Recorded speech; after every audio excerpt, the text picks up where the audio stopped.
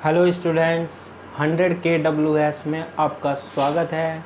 आज की क्लास में हम डिस्कस करने वाले हैं यूनिट एंड डायमेंशंस और उसका ये पार्ट 3 है।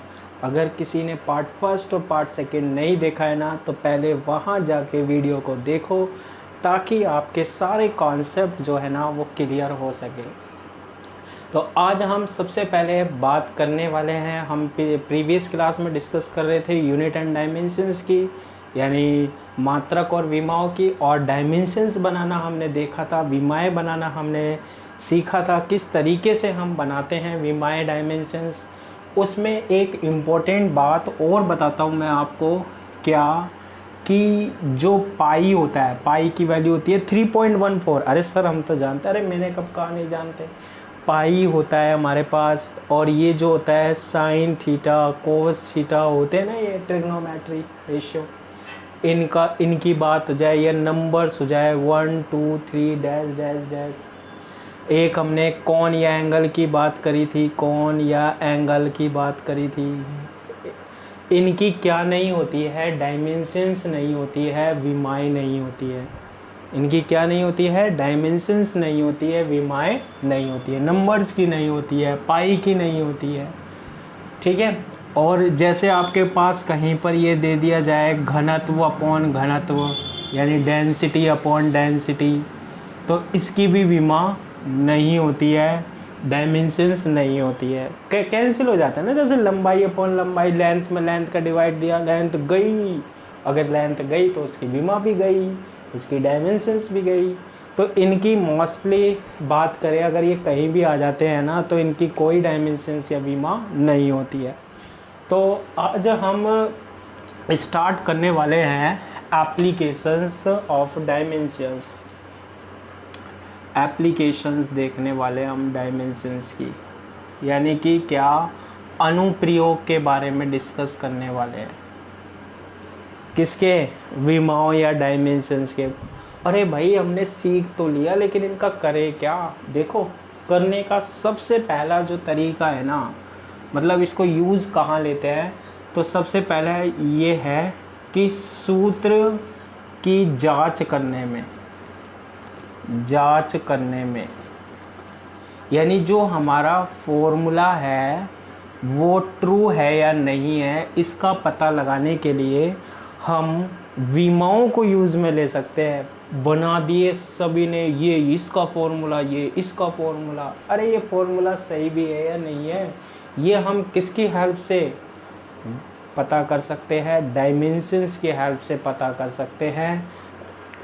कैसे कर सकते हैं देखना।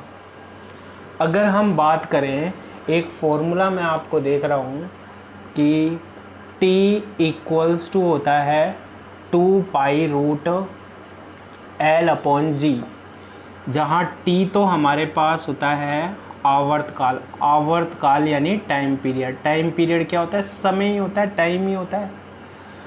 L जो होती है ना हमारे पास, वो क्या होती है, लेंथ होती है, लंबाई होती है।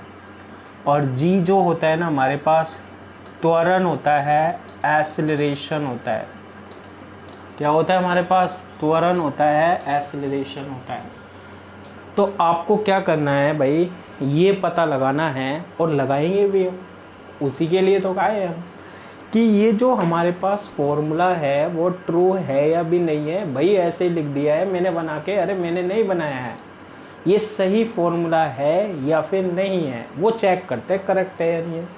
तो देखो, करेक्ट होने की क्या कंडीशन है, कोई भी फॉर्मूला सही है या नहीं है, आप क्या चेक कर लेना, उसका LHS RHS के इक्वल है या फिर नहीं है। अगर LHS RHS के इक्वल आ जाता है ना, तो फॉर्मूला करेक्ट है, नहीं तो नहीं है। LHS किसके इक्वल आ गया, RHS के, तो हमारा फॉर्मूला क्या है, करेक्ट है।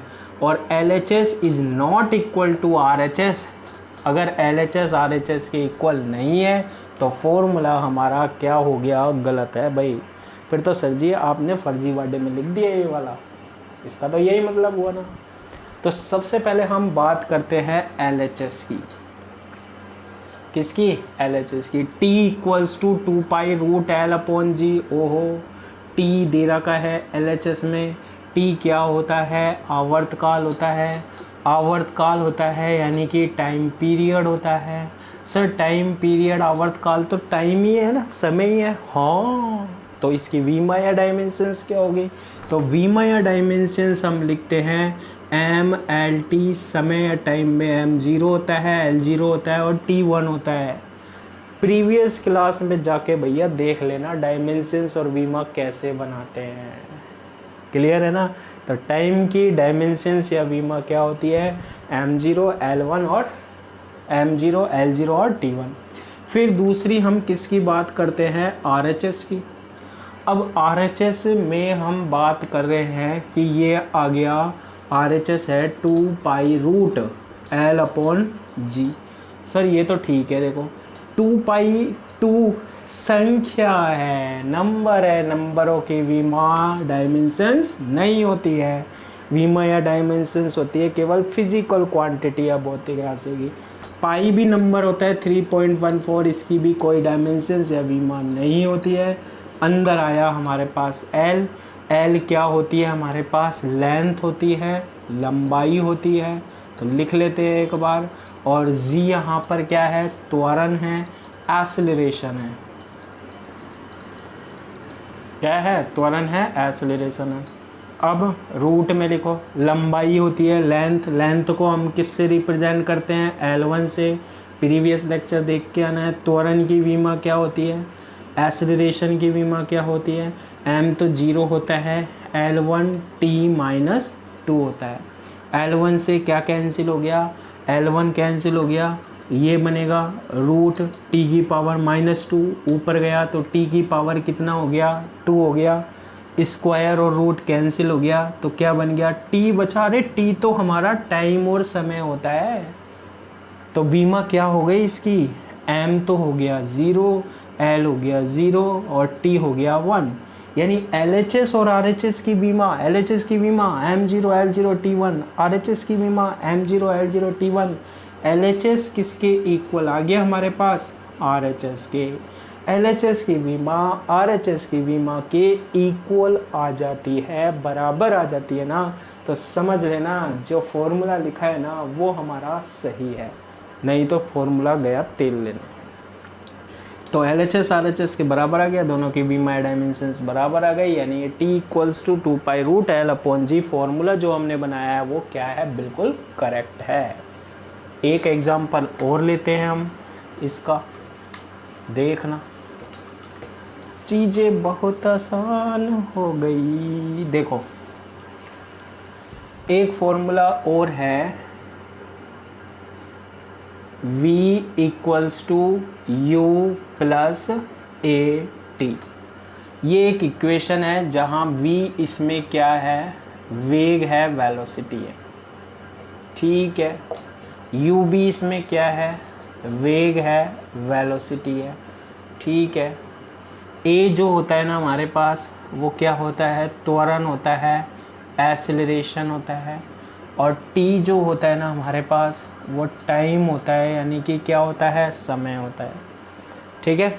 और आपको क्या करना है? चेक करना है कि ये जो इक्वेशन है ना, है जिसे हम बोलते हैं गति के समीकरण, इक्वेशन ऑफ मोशन, पढ़ेंगे अभी धीरे धीरे हम आगे, ये करेक्ट है या नहीं है, ये सही है या नहीं है, इसको हम किसकी हेल्प से जांच करने वाले हैं? विमाओं की हेल्प से, डायमेंशंस की हेल्प से। तो सबसे पहले हम क्या लेते हैं? LHS। क्या लेते हैं? LHS। अब LHS में क्या हो गया? ये V आ गया, V है, V क्या है? वेग है, वेलोसिटी है। V क्या है? वेग है, वेलोसिटी है। तो भाई इसकी तो बीमा हम जानते हैं क्या होती है? M0 L1 t-1। अरे वेग और वेलोसिटी की जो डायमेंशंस है बीमा वो पहले वाली क्लास में जाके देखनी है ना। M0 L1। अब RHS आ जाते हैं। अब ध्यान देना, अगर RHS में प्लस या माइनस चिन्ह आ जाए तो आपको घबराना नहीं है। आपको करना क्या है कि एक बार पहले वाला ले लो, फर्स्ट नंबर U है और सेकंड नंबर क्या है? AT है। तो ये अलग अलग भी इसके क्या होने चाहिए, इक्वल होने चाहिए। RHS के जितने भी टर्म आएंगी, जैसे ये प्लस लग रहा है ना, इससे पहले इसके इक्वल होनी चाहिए, इसके बाद भी इसके इक्वल होनी चाहिए। तो U को चेक कर लेते हैं। U भी सर आपने वेग वेलोसिटी बताई है, तो इसकी बीमा भी क्या होगी, m0 L1 t-1। अब आ जाती है AT, इसकी बीमा या इसकी डायमेंशंस भी LHS के इक्वल होनी चाहिए। A क्या होता है, त्वरण होता है, त्वरण होता है यानी कि क्या, एक्सेलरेशन होता है। और T क्या होता है हमारे पास, टाइम होता है यानी समय होता है। त्वरण की बीमा डायमेंशंस क्या होती है, L1 t-2 इनटू टाइम की t1। इसको सोल्व करते हैं तो क्या आएगा, देखो m तो 0 है ही, L1 ये -2 और प्लस ये -2 बड़ी है, +1 है, तो t कितना बचेगा हमारे पास, t की पावर कितनी बचेगी, -1। तो m0 L1 और -2 में से 1 गई तो -1। अब ये देखो इसकी बीमा इसके इक्वल आ रही है नहीं आ रही, U की आ रही है नहीं आ रही है, और इसकी भी इसके इक्वल आ रही है नहीं आ रही है, यानी LHS और RHS क्या है, इक्वल है। जब भी LHS RHS के इक्वल आ जाए ना, तो हमारे पास क्या होगा, वो फॉर्मूला, वो सूत्र जो है ना, वो करेक्ट होगा। भाई ये करेक्ट है, हमने पता लगा लिया। इसमें एक चीज़ बस ध्यान रखने वाली बात यह है, अगर ये प्लस या नेगेटिव चिन्ह बीच में आ रहे हैं ना, तो उनको नेगलेक्ट कर देना। आप तो हर चीज़ का बीमा निकालना, हर की डायमेंशंस निकालना, इसकी निकालना, इसकी निकालना, ये किसके ही इक्वल आएगी, हमेशा LHS के। कब आएगी, जब हमारा फॉर्मूला या सूत्र सत्य होगा, ट्रू होगा। इस बात को आपको क्या करना है, ध्यान में रखना है, ठीक है। तो ये एप्लीकेशन नंबर 1 थी। इसके बाद एप्लीकेशन नंबर 2 हम नेक्स्ट क्लास में डिस्कस करेंगे। Thank you.